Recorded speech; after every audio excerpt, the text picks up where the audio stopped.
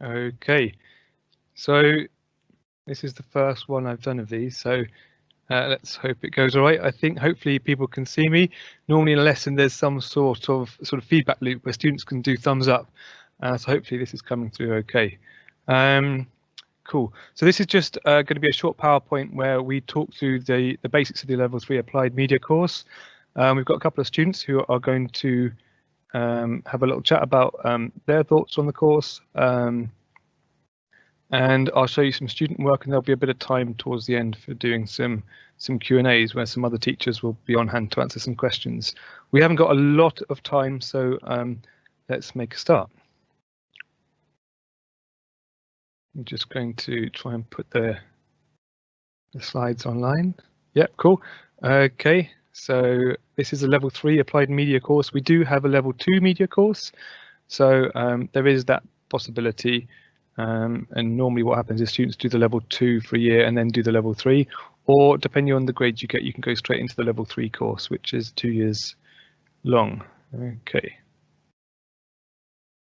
So I'm just going to start with briefly talking through some student work. So I think that's going to be the most interesting thing, is letting everyone see the sort of stuff, what media actually involves. There used to be the case where a lot of people had done the GCSE media, and nowadays that happens a lot less. So some people, although they sort of have an interest in media and watching films and TV, they don't really know the full breadth of what media is in terms of studying it for Level 3.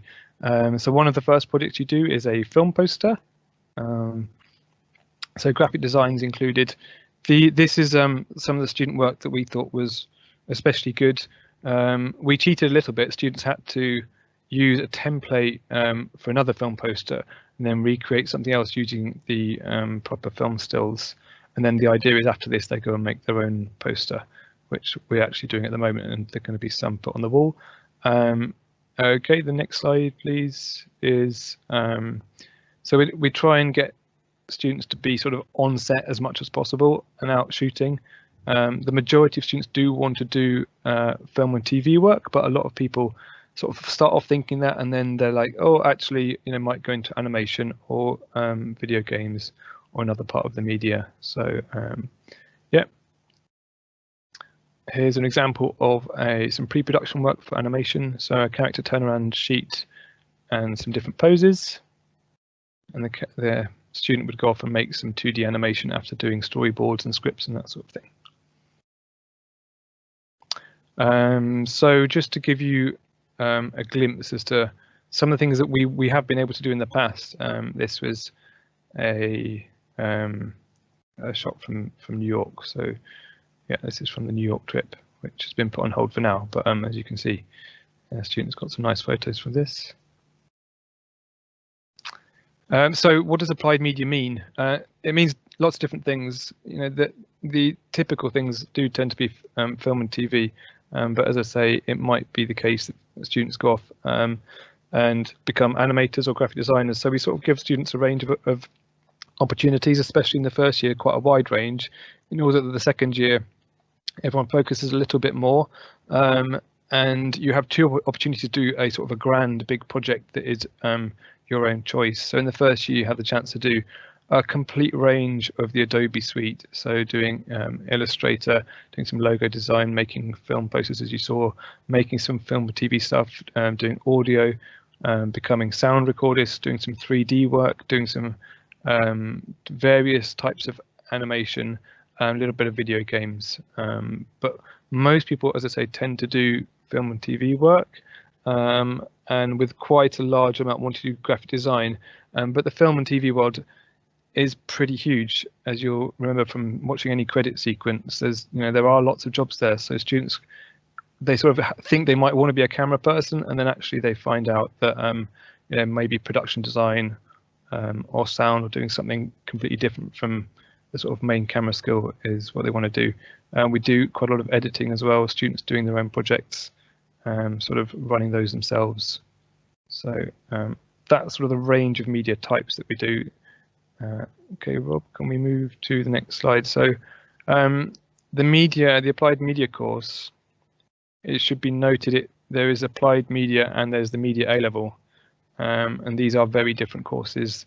the applied media is more vocational and more practical, more hands-on. The A-level is more academic. So if you're going to go to maybe the Russell Group University, study something more academic, maybe English or history, then you're more likely to want to study the A-level media. Typically, it's more academic, more essay-based, more analytical, and the applied is much more sort of hands-on and doing. And within the applied, there are 3 choices within that too. And though the 3 applied courses come in basically different sizes. So one is the equivalent of 1 A-level, one is the equivalent of 2 A-levels, and one is the equivalent of 3 A-levels. Now at Long Road, we do you have to take 3 A-level equivalent basically. So if you only did the 1 A-level equivalent, the certificate, the 60 credit course, the top one here, then you would need to take 2 A-levels alongside that, or another 2 certificate courses from elsewhere. So you might do, for instance, art or sport or business or other courses to basically make up that equivalent of 3 A-levels. You might do a 60 credit media diploma or a 120 and pair that with an A-level, or you might do a whole, just extended diploma and do 3 A-level equivalent in the applied media. If you really love doing the applied work, you don't need quite so high grades to get into the applied courses, and you probably still want to go off to university, but you'll go off and do a practical subject. So you might go off and do graphic design or film and TV production, for instance, as opposed to, as I say, something a bit more academic. Yeah, so the 120, the 180 students, so these are the students doing the 2 A-level or the 3 A-level equivalent, have more choice in what they do a wider range of media, and do what's called the final major project. So do a big project in the area that interests them most, just because there's more time in that course to do it, and that's how they're mainly assessed as well. The 60 credit course is slightly different, and we sort of cherry pick the best units that students have been interested in the past. So yeah, cool, let's move on. In terms of assessment, typically in the past, the applied media course has always been 100% coursework. We have had to move the 1 A-level, the extended certificate, to put some exam in that. So there's 50% exam and there's 50% coursework, but still most of the extended certificate, the majority of it is actually still doing coursework and is vocational and is hands-on making projects. So yeah, all the second year, for instance, is making projects, and some of the first year, and wherever we can in the first year, we've put in different projects so that students get a chance of trying out filmmaking and graphic design and the other media types. The 2 A-level equivalent and 3 A-level equivalent are all coursework at the moment. They're 100% coursework, and whichever one you do, you sort of get assessed as you go along, so you have an idea as to how well you're doing. We mark it by units or by project, and all the while we're assessing students and giving them feedback and helping them sort of move on and progress. Okay, so this table basically tells you that if you want, you can just do A-levels on the far left, you can just do diplomas, and so as I say, you could just do 1 extended diploma, that top middle one, or you could do 3 extended certificates. So you could do the applied media as a certificate and 2 other subjects, and you could do 1 diploma and 1 extended certificate. So you could do 1 course that's worth 2 A-levels, 1 diploma basically, and 1 extended certificate. There's lots of options, and it just is about what you want to do most, and you talking that through with us, and then we'll sort of find the right combination of things that are going to work for you in terms of what you want to do afterwards or what your main interests are. Hardly anyone knows when they come here exactly what they want to do afterwards, so sort of try to help students and guide them towards university or job suggestions, or you can mix in the applied courses with A-levels, as I said before, and the mixture of both sort of suggests that basically, and that's what the grid means. Okay, cool. So the 1 extended certificate is worth 1 A-level, the diploma is worth 2, and the extended is worth 3. And as I say, in media, we're quite lucky to have all those options available. In some courses, you only can do the extended diploma or the certificate or whatever. Okay, there's a question that's come up.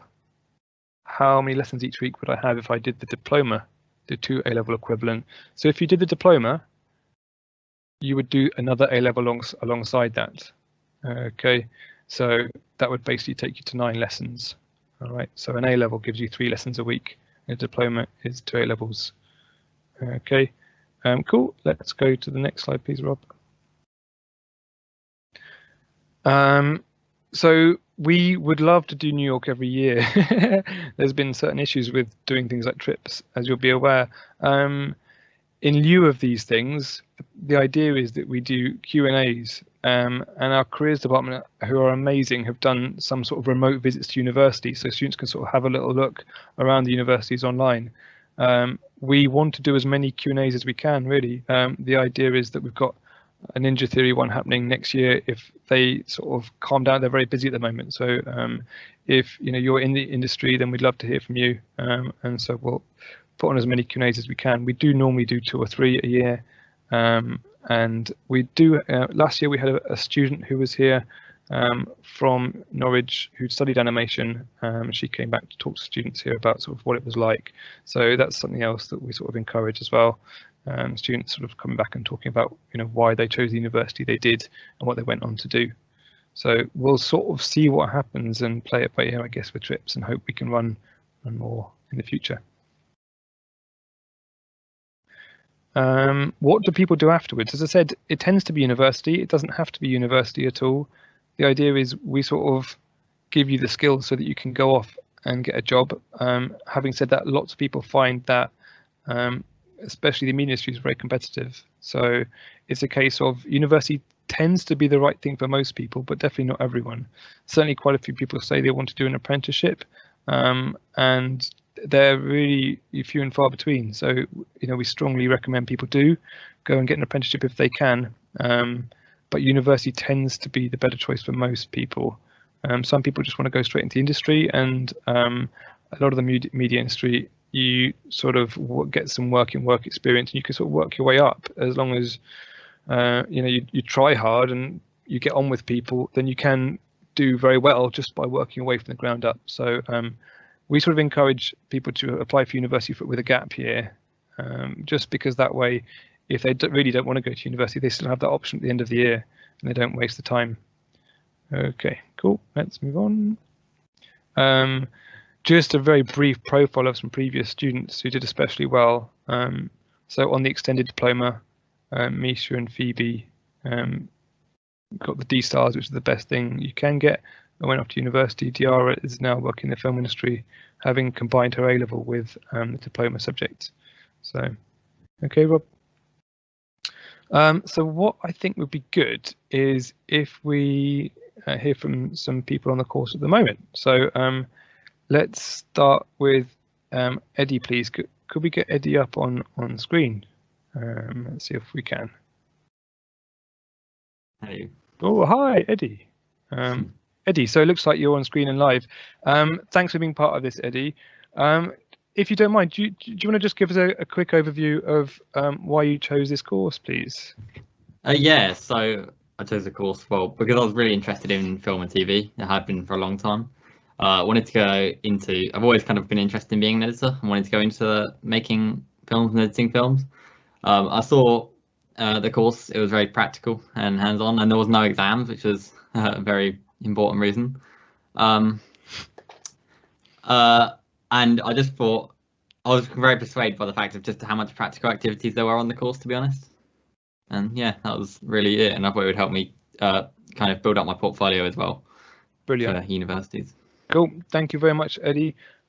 Sky, would you mind just saying sort of, what drew you to this course in particular? Let's just wait for Sky. Can you hear us, Sky? Yeah, cool, thanks. I chose to do the media extended diploma because I was interested in the media sector, but I wasn't particularly sure which kind of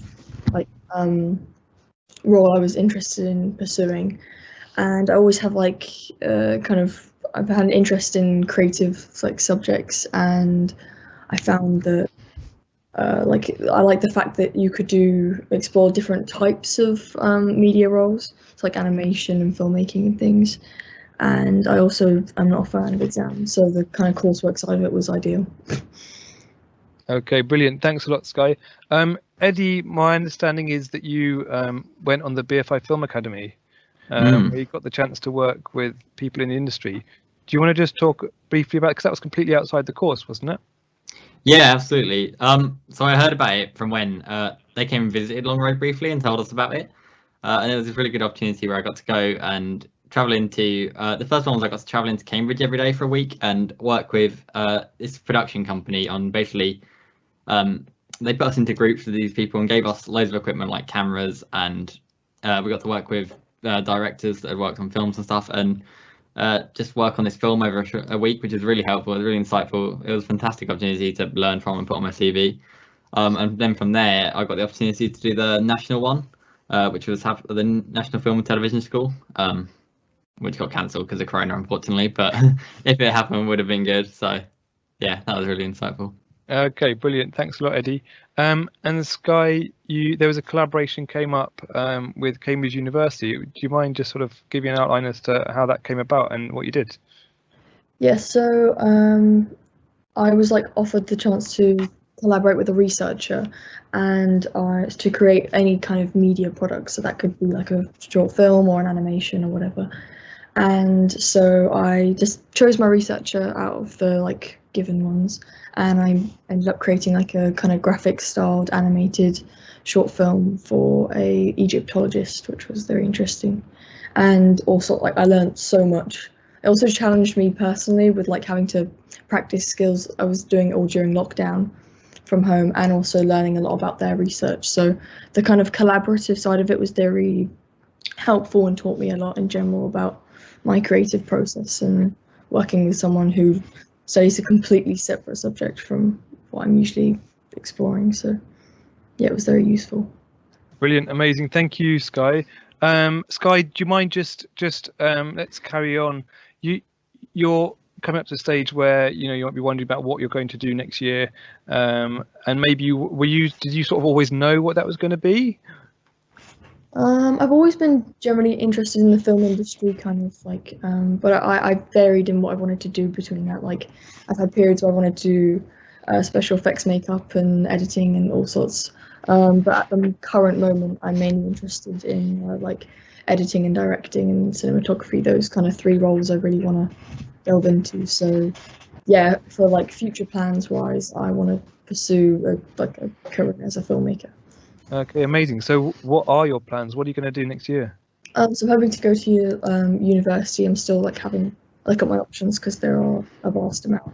And I wanted to have a look at apprenticeships and internships that like production companies, but obviously because of like Corona and things, that's limited. So I've had to mainly stick to the university kind of route. But usually there's a lot of options. So.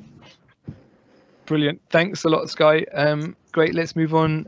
Eddie, do you mind also just running through? You want to be a filmmaker. Is that still what's Yeah. Yeah, is that what you're doing? Yeah, I've kind of always had an interest in editing, so that's still where I'm going. Also been persuaded by visual effects a bit by the course, so kind of editing and visual effects are kind of where I want to go. Like Sky, I'm also looking to go to university. I've applied. I'm in the whole interview and portfolio phase at the moment. So yeah. Okay, brilliant. Thanks a lot, Eddie. That's great. Thanks, guys. Thanks. Nice to hear from you both. Cool. So just to flag really, that even though Eddie and Sky both are filmmakers, we do a wide range. We did try and suggest, they do some animation. Eddie personally isn't a big fan, but the good thing is you get the chance to try all these things. And some people go off and do animation, some go into production, and at university likewise, you do have the option with quite a lot of those courses to study a range of sort of filmmaking area. So you could do at Norwich, for instance, you go and you can do sort of visual effects and filmmaking alongside each other and sort of transfer as to where you go. And graphic designers often they might start off in graphic design but end up going into sort of user interface design or something like that. So at university, this is sort of where we're sort of trying to set people up for that. Ideally, I think that's where most people tend to end up going and then doing well afterwards. But obviously there are lots of other routes into the industry. So the next slide I think is just sort of outlining. Let's see the next slide. What your sort of options are for sort of having a chat. So the welcome days are in June, and the open evenings are in June as well. So if people are sort of thinking, well, I've got another question, or I might have questions in the future, then please do just send us an email and we'll get back to you. And then I think you may be wanting to know the application deadline, which is the 12th of January. Okay, so here are the email addresses to leave with you. We've got about 10 minutes left. There might be things that I've forgotten to say, or other questions that people want to ask. So please, there's a team here waiting to hear from you. So we'll stay online for a few minutes and just let us know anything you need to know. Thanks, everyone.